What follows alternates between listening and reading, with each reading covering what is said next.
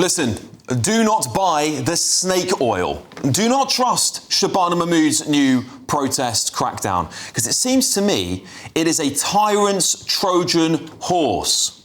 Well, this coming Tuesday marks 2 blood-soaked years since Hamas terrorists unleashed hell on Israel, slaughtering 1,200 innocent people, men, women, babies, in a frenzy of barbaric murder. And what did some of the pro-Gaza zealots in our country do? Show solidarity? Condemn Hamas? Nope. Before Israel could even draw breath, they scrambled to book central London for their first of many hate carnivals. That alone unmasks their vile hypocrisy, in my opinion. But since then, we've endured endless weekends of poison parades snaking through our capital and beyond. Now, I want to make it clear, I'm not saying everyone who supports Gaza is harmful, but unfortunately, we've seen some of this, haven't we? Nazi salutes. We've also seen anti-Semitic banners spewing disgusting filth on our streets. Let's do it for Palestine, Ramallah, West Bank, Gaza. It's about time we globalise the Intifada!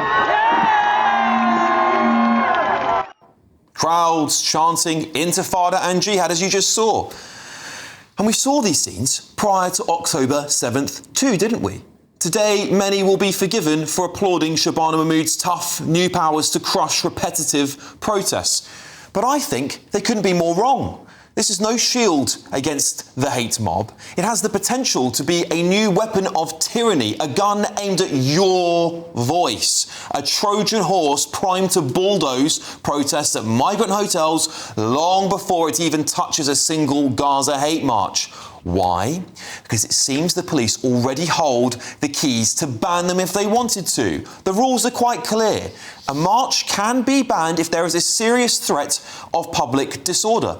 Well, why don't we try the 1,000 arrests since the slaughter began? Or 40 in one night, right after a terror attack on our soil against the Jewish community? If that's not serious and consistent disorder, I don't know what is. And don't forget, the police have shut down demos at illegal migrant hotels before. In Canary Wharf, they put a moratorium on protesting there by some groups for 30 days. And in Epping, you can't protest outside the Bell Hotel past 9 p.m. Yet, the Gaza weekly witch hunts, well, they've remained untouched. The sacred cows of our left-wing establishment, aren't they? Skeptics among us might suggest that successive governments have allowed some of these intimidating and, I think, anti-Semitic marches to continue untouched. Why? They might suggest that it's to weaponise our fury, manufacturing consent for a free speech guillotine against those the blob politically despise. And don't let your very fair outrage, by the way, at these far-left fanatics blind you to the real plot. And if you doubt me, why don't you scour the last 72 hours of social media and try and find a single senior Labour voice condemning and damning the far-left thuggery on our streets over the last few days? And when you've done that, tell me this. Do you really trust the cabal in this government to unleash these powers on the most hateful protesters at some of these marches? Or do you think there's a chance they will turn the screws on you, the everyday Brits, terrified for your kids' future, protesting fairly, daring to demand borders and safety for women and children? We're living in a time of what feels like pretty significant social change, and it makes us question things that we've even taken for granted for decades. And one of those at the moment that people are wondering about is actually money. Is the money in your bank account safe? Should you be investing elsewhere? Are we looking at a potential global crash? What will it mean for your savings? Is there a way that you could be using your money that might be outside of government control even? Well, TallyMoney is potentially one solution. So I'm delighted to say that I'm joined today by the CEO and founder of TallyMoney, Cameron Parry. What is TallyMoney? Well, at TallyMoney, you basically get gold you can spend. So we give people an individual account in their name, everyday account. They get a sort code, an account number. They use that account just like they would pounds from their bank, but it's milligrams of gold that we brand as Tally. Okay. Why would you do that, though? What is the benefit to the customer instead of just having a normal pound sterling account? Gold's performance against the pound is above 11% per annum over the last 25 years on average. But we still need money in our daily lives, and we have savings. We know that it's good common sense and prudent to save up for things, not just live in credit. You know, whether it's a holiday or a rainy day, your retirement planning, you need to have money in your life, basically, that you can rely on, that's dependable, that nobody meddles with, that nobody can weaponise against you, which is another element of government control when it's the government currency, which we could talk about another time. And it should be pretty simple and straightforward, and that's what we deliver at Tally. And really, we just want people to feel safe and happy with their money.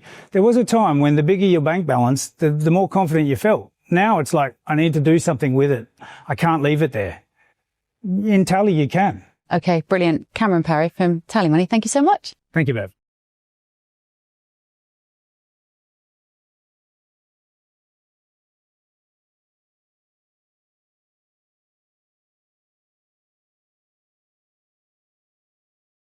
Well, joining us now is former police officer Graham Wetton. Graham, thank you so much for joining me.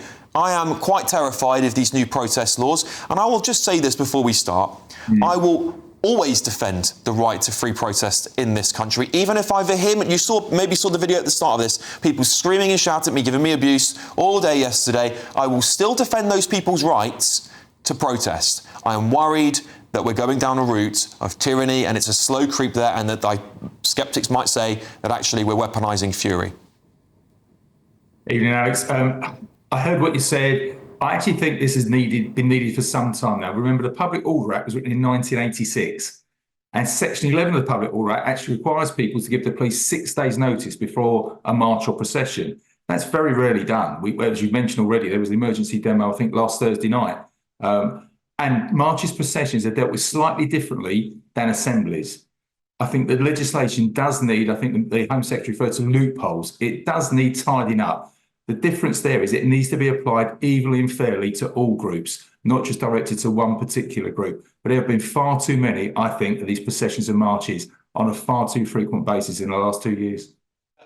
Graham, I understand that, and I really do understand the feeling in this country that protests are just taking over our lives and that they're becoming more and more divisive. My worry is that actually, having looked at this, the lack of statements, I mean, when we had the United Kingdom rally, 25 people were arrested. I condemned those 25 people for causing violence and attacking our police. 40 people arrested the other night, the same night of a terror attack in our country. Those 40 people, I condemned them, but nothing from the Labour government. Nothing from the senior officials across our country. So I'm worried that this law will be weaponised to only stop protests of certain groups. Is there any guarantee that that won't happen? I'd like to think that the policing doesn't normally get involved in politics, left or right wing, etc. And all the time our police protest, it didn't matter which group was protesting. We applied the law, I felt, evenly and fairly on every occasion.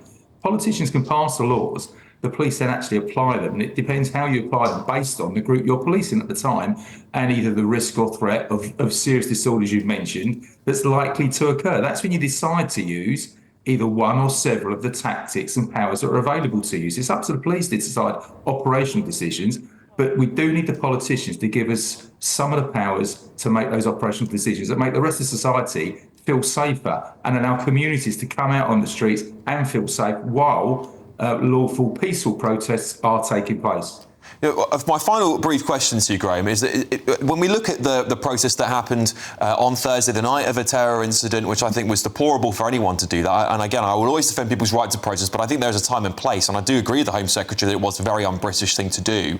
Why did we not, at that point, the police go, do you know what, this could lead to serious disorder, there's been a terror attack tonight, there could be Jewish people that go out and go, do you know what, I've had enough. Why would the police not utilise the existing powers to shut that protest down? Because that was an assembly, and the power to ban protests is for marches and processions. That's where the difference comes in the Public Order Act, and I think that's the loophole the Home Secretary is referring to. Marches and processions, the police can apply for a ban. That application goes to the Home Secretary, but it has to be based then on legal footings, i.e. the likelihood of serious disorder that any imposition of conditions on the march isn't going to prevent. And that would be challenged in courts. Even if you do ban it, as we've seen already with the groups that come out on Saturday, even if it is an offence to come out and march or assemble, we've still seen people willing to come out and commit offences. So you still need to police that and have sufficient resources to then, if need be, as we saw on Saturday, make arrests. And that took 1,500 officers on Saturday. So again, huge impact on police resources. Well, Graham Weston, thank you for joining me and giving us those really important insights on this really important topic to the country right now. Former police officer there, Graham Weston, thank you for coming on the show. Adam, I'll start with you. You've been to a lot of protests recently. And I understand what Graham's saying, and I do think that police sometimes struggle to make decisions that could stop. We could have stopped some of these protests going ahead, and I think actually, if the conscience of the people who are running these assemblies or protests, whatever we want to call them, they should have done the right thing and not had a protest on the night of a terror attack. What do you make of the change of these laws? Look, I think we're in very dangerous territory from what the Home Secretary is saying, that it could be used against people like me that are maybe outside migrant hotels peacefully protesting. Let's just remember that less than 48 hours after a terrorist event where innocent Jews were slaughtered on the streets of Britain, we had people in favour of Palestine Action, which is a defined terrorist group. People keep saying they're harmless. At the end of the day, they were arrested, many of the organisers, for going into a military installation with sledgehammers, hammers, whips and axes. At the end of the day, they were deemed a terrorist organisation for a reason that never gets spoken about. So people that are supporting these are also, in my mind, quite dangerous. So, look, it's a matter of respect. If a migrant was hurt 2 days before I was going to protest, or there was a tragic event at a migrant hotel, I wouldn't protest because I've got morals and I know what's right and wrong. They should have stopped this. They should have put a statutory instrument through Parliament for a temporary ban this weekend. Look, 400 odd arrests. There was police that were attacked. There were signs that were threatening Zionists and Jews. That is despicable. And yet our Prime Minister and our Mayor of London does not call that out. But they want to call out 20 or so idiots that were at the United Kingdom march. The hypocrisy and the double standards shows that we are living in two-tier Britain. Chloe? Look, I think we can all agree that the right to protest is important and needs to be protected, but I do think that protests should have some restrictions. We already have some. I mean, Just Stop Oil, we said you can't just block all the roads indefinitely, that we're not going to play ball with that. There need to be some restrictions, and I do think that these marches it's been every single Saturday, week after week after week, for 2 years now. And even if you just think of it on a cost and resources basis, think how much more money and resources the Met Police would have to solve things like knife crime if these marches weren't going on every single week. I want these people to have the right to protest, but I don't think it has to be every single week, especially at this point. They could say once a month, and you can say, oh, maybe they'll use it inappropriately against the wrong people, but I think you need to be really, really clear in the legislation on that they have to, if the Met Police are going to restrict a certain group on a certain day from protesting, they need to clarify very clearly exactly why, and perhaps then justify that against decisions they've made against other protests on the other flip side of the political spectrum, to show they're consistent, so they don't face these accusations of two-tier policing. Samuel, I'm still concerned. I hear what you're saying, Chloe, and I really do hear. And having gone to these protests, I don't have sympathy for the people who are going to them. I know they're going to go and get arrested, but I will still defend their right to do it. And whilst it does take our public resources, and I want the police to be well resourced and to be focusing on crime, it is a right in this country to protest. My concern is, no matter what political side you sit on, we could go down a very slippery slope in saying, actually, because of this terrorist attack, which is awful, the government could go, do you know what, we should use this as an opportunity to crack down on protesting because people are just outraged at the moment. That's my worry. And I think that's a very, very valid worry to have. It ceases to be a right to protest if it's done on essentially at the permission of the British government, who, in this case, the people are actually protesting against. But I think on a wider point, and specific to the demonstration in the last couple of days, it's incredibly, in my opinion, incredibly irresponsible to conflate the lives and security and safety of British Jews with the actions of Israel, which is what the demonstration the other day was actually about. And as a British Jew, I do actually very much resent that there is actually a tie between being a Jew and actually having, making Israel essentially have a level of impunity from its conversation, from any sort of like conversations that are critiquing what it's been doing over the last 2 years, and particularly the British government's role in supporting the military operations, which many genocide scholars and organisations have labelled as a genocide, and or certainly other war crimes. But no, you're right. That when you have the government naming the time and the place and other restrictions, it ceases to be a right, and it's a very slippy slope. Samuel, would you stand next to someone on one of these marches that says, what threatens Zionists, physical action against Zionists, kick a Zionist? Would you happily stand next to that sign on one of these protests? I don't understand the framing of your question. I think so. So there have been placards. We showed some of in the intro there. We showed some footage of people who were clearly being anti-Semitic. I saw some pictures of some of the placards that have been around these protests, and I think whilst fundamentally I completely disagree with everything you said, particularly on these protests, I will always defend your right to go and protest. But what I won't say is on the night of a terrorist attack, where clearly it was targeted at the Jewish community. It was very obviously targeted at the Jewish community. To embolden a group of people that have been associated with anti-Semitism, we have seen acts of it. We gave some evidential footage there as well. Is it just not, it's completely inappropriate of that night to go, do you know what, I think we should just call it off. Because if one person comes with a placard that says something stupid, we're going to go down in history for supporting anti-Semitism. And I think that is the distinction. And what the Home Secretary said about being un-British is right, because British people don't go and do these things when they know it's a time to unify our country. And I think what would have really helped the Palestinian cause or the Gaza cause was to go, we are in solidarity with you. How can you be in solidarity with one group and not the other when these horrible things? Well, I think it's really important to point out that a lot of these actions are Jewish-led, that there are Jews who do take part in these demonstrations and indeed have been arrested for supposed terror crimes, including the descendants and actual Holocaust survivors who are now facing terror charges. So I think, it's important to always to point out, as you've said about the Tommy Robinson marches, the actions of a few do not personify the entire march, and there will always be individuals who do often make the headlines, unfortunately. But the wider cause here, the other day, as I said, was British citizens being detained on the flotilla illegally after being intercepted in international waters by Israel. That was the demonstration. That is a timely demonstration. Can I put a scenario to you? Yeah. Let's say there was a terrorist attack on a migrant hotel, but there was a planned rally by Tommy Robinson, a United Kingdom rally, the same day, and he says, do you know what, we're going to go ahead with it. And what you get is scenes of jubilation, people flying British flags. Can you see how that would look horrible? Not that there's any association with Tommy Robinson and a terrorist attack on an illegal migrant hotel. Can you see how that would look bad? The right to protest. Do you think it would look bad?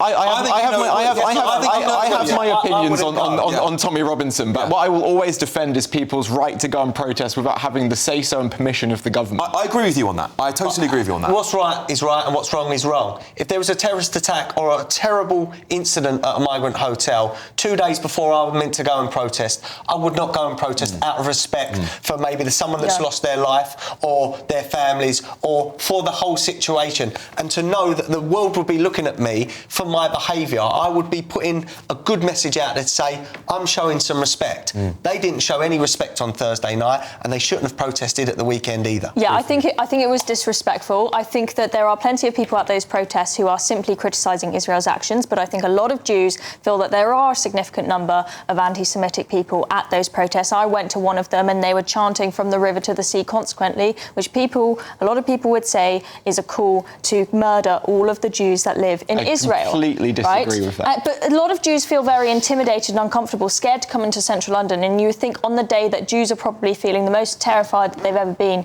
in this country since they came here to seek refuge from the Holocaust, that maybe it would be respectful to just call it off for one day. One day. I certainly agree with that. I also agree that the government should never have the right to tell us when we should and shouldn't protest. I personally think it showed a really deep vileness about some of these protests by the fact that they went ahead on Thursday up and down the country. I think the British public will make their minds up about that, and that's why I would defend their right to do it. I think it was an awful, awful, awful thing to do, and I agree with the Home Secretary. It was un-British. I still think she should have stepped in and gone, if we care so much about unity, we care so much about diversity, we will ban the march tonight. And if the people go out and do it, the police will protect Jews. The Keir Starmer did say he would do everything he could, and I think that probably has crossed senses. Just a quick reminder. Very briefly. Keir Starmer said he wouldn't want a migrant hotel in his town. So why is it OK to have one in our town? Oh, well, that's a good point. Well, OK. Look, a spokesperson for the NEU said in speaking to the rally in 2021, Mr. Kebede called for peace and justice in the Middle East and expressed solidarity with the Palestinian people. He used the slogan, "Globalise the Intifada," which is an expression of such solidarity and of support for civic protest. It did not convey any support for violence.